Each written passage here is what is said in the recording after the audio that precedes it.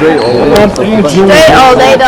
You are now tuned into the show where you learn the discipline to show up day after day, to do the work, the confidence to put yourself out there boldly and authentically, and the mental toughness to continue showing up, doing the work, putting yourself out there, even when the success you've expected to achieve has yet to be achieved. And on top of all this, you get a huge dose of personal initiative. That is the go-getter energy that moves any one of us, including yourself, to go and make things happen instead of waiting for things to happen. And then we put all this together into a series of frameworks, approaches, insights, strategies, and techniques all underneath the umbrella of one unified philosophy that is called Work on Your Game. My name is Dre Baldwin, also known as Dre All Day, and welcome to the show. And today's topic is how to claim your position. Before we get into this, I remind you all of two things. First of all, my text message number is down below in the description. Secondly, Work on Your Game University.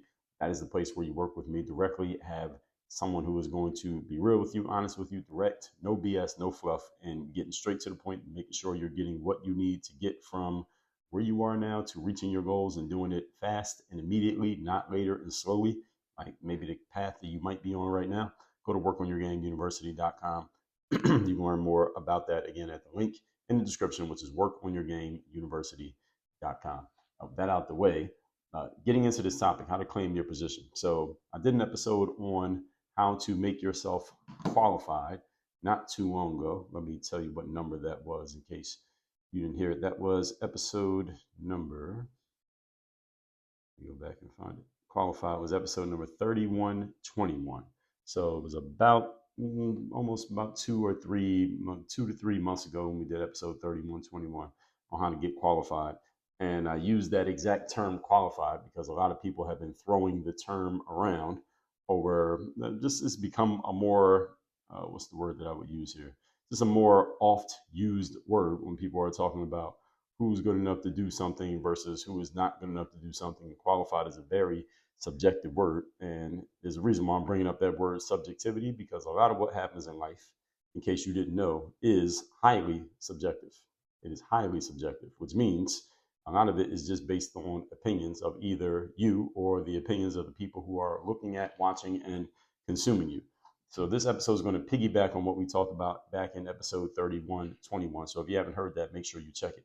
The understanding that I aim for you to get from today's episode is that your claiming of a position is the most important aspect of you having it. It is not any of the other things you've been told by other people or anyone in whatever establishment has told you about qualifications or about you having a certain title.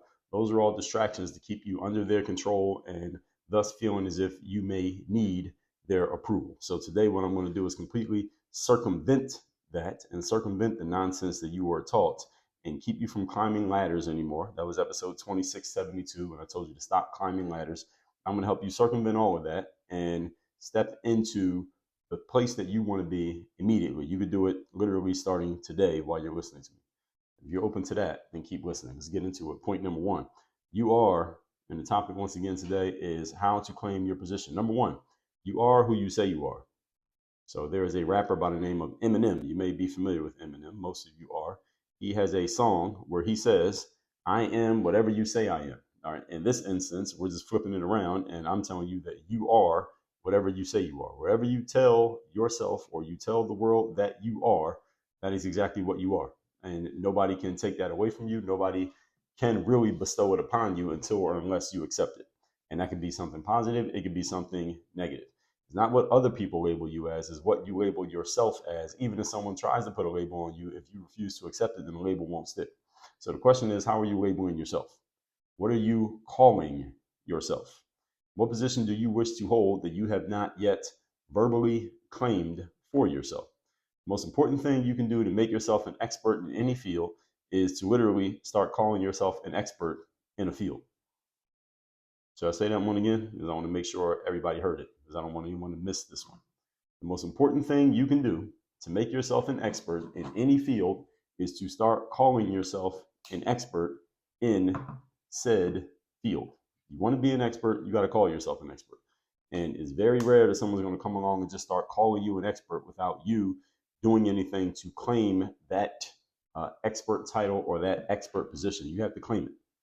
So the question is, when someone accepts that understanding that someone can just call themselves an expert and that's when they become an expert, some of you who may default to anxiety, fear may say, well, can't somebody abuse that? Can't that become dangerous?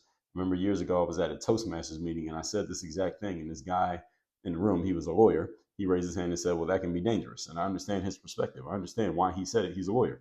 He's the type of person who, in that line of work, and there are certain lines of work, in order to be quote unquote qualified, you need to go to school and get certain certifications. Lawyers, doctors, airline pilots, those kind of lines of work. I understand this perspective, but I'm not talking about those lines of work. I'm talking about you doing something where expertise is highly subjective, which is most places.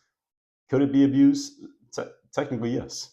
Can somebody simply lie about being an expert in a field and mislead people behind that lie? The answer is absolutely they can. That can happen, and it does happen.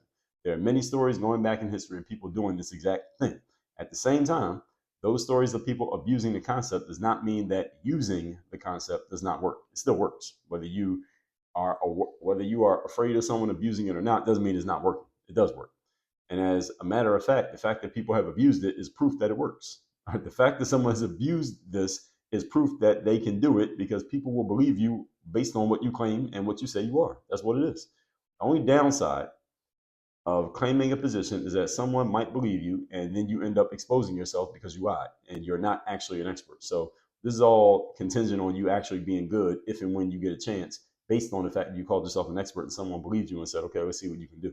For example, just today, before I started recording, and it's happening in real time while I'm recording, I sent a message to someone I saw on social media who is claiming that they're a cleaning person, because I'm looking for someone to do some cleaning in my home, and or someone to relieve the cleaning that already happens. And this person may not be any good. I have no idea who this person is. This person might completely suck at cleaning. This person might be a waste of time, effort, and money for me to even bring them in to do any cleaning in the first place. But I'm willing to take that risk. If they suck, then it'll only cost me the cost of this one visit that this person makes, and then I'll get rid of them, and then it'll be over. All right, I am willing to take that risk.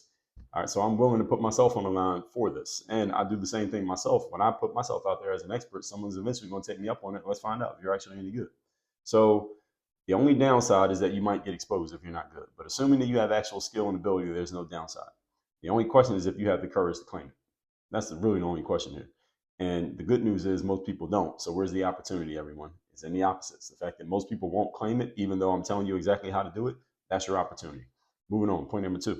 Today's topic, once again, is how to claim your position. Number 2, remember that people judge books by covers. Regardless of what you see on some bookmark or a holiday greeting card, people still and always will judge books by covers. What exactly does that mean? It means that people will look at you and the way you present yourself and your aura and your energy, and they're going to judge you based off the way you present yourself, not based on some deep dive analysis of you, which means your cover, so to speak, needs to be professionally designed. And you could take this one literally if any of you writing a book. Your book cover should be professionally designed. Why? Because people will judge whether your book is any good or not based on how the cover looks. And they can't get into the substance of the book until they get past the cover. And I hope you all caught that metaphor. This applies to every single one of you in every single thing that you do. If your cover does not look like what your audience is expecting, they will not open the book to find out what's on the inside. So as they say, character is what's on the inside, whereas reputation is what's on the outside. Somehow people may say it that way, or you may think of it that way. Understand that what people see on the outside determines whether or not they ever get to see what's on the inside. So that's why your outside does matter. It means that people are going to look at you, how you present yourself, your work, your business, your service, or whatever it is that you're offering, and they will make quick judgments about it and about you simply based on its presentation without knowing any details of the intricacies of what you have. So does this matter? Of course it matters. Right? Does it matter? Of course it matters, because if you don't look the part, then no one ever find out the rest. In case you have been listening to anyone trying to tell you that it doesn't matter, I'm here to let you know that they are wrong and it does matter. And it will always matter. And when I tell you to picture, for example, picture a high-end restaurant that you would eat food at. Just picture what if I just say a high-end restaurant in your town, picture what that looks like. Picture what the patrons, those are the customers, what they look like. Picture what the staff and the servers look like. Picture what the tables look like, the table settings.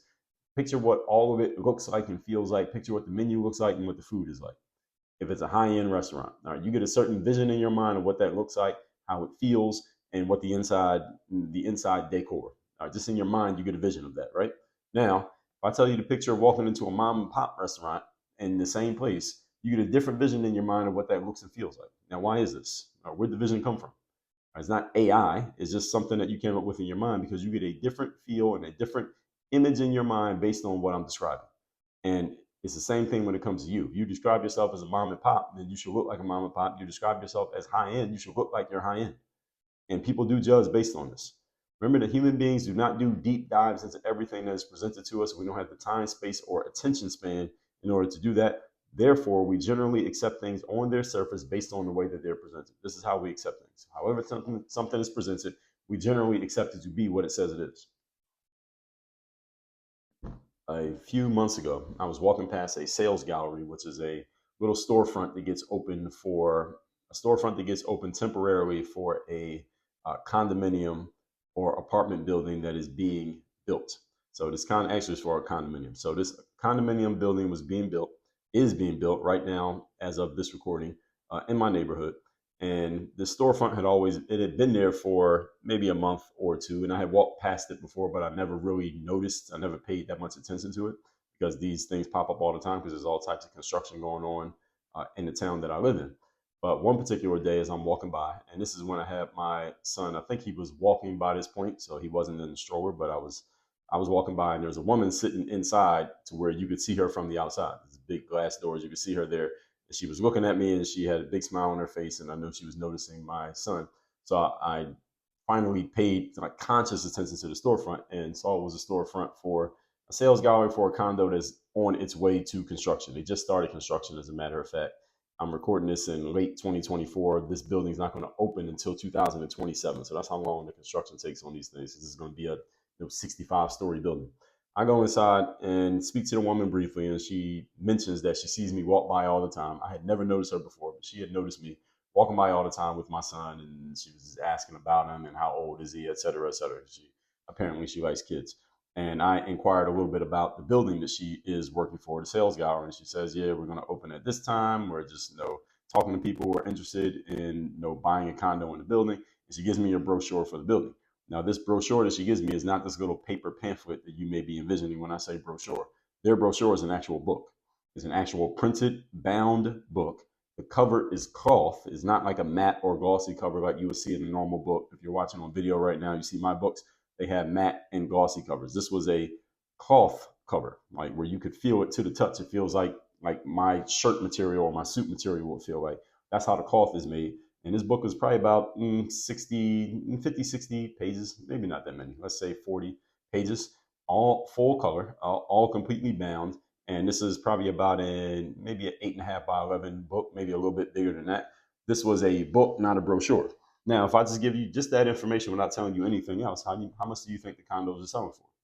Your guess should be that these condos are somewhere around the $700,000 and up range. That's where they're starting at, $700,000 for a condo.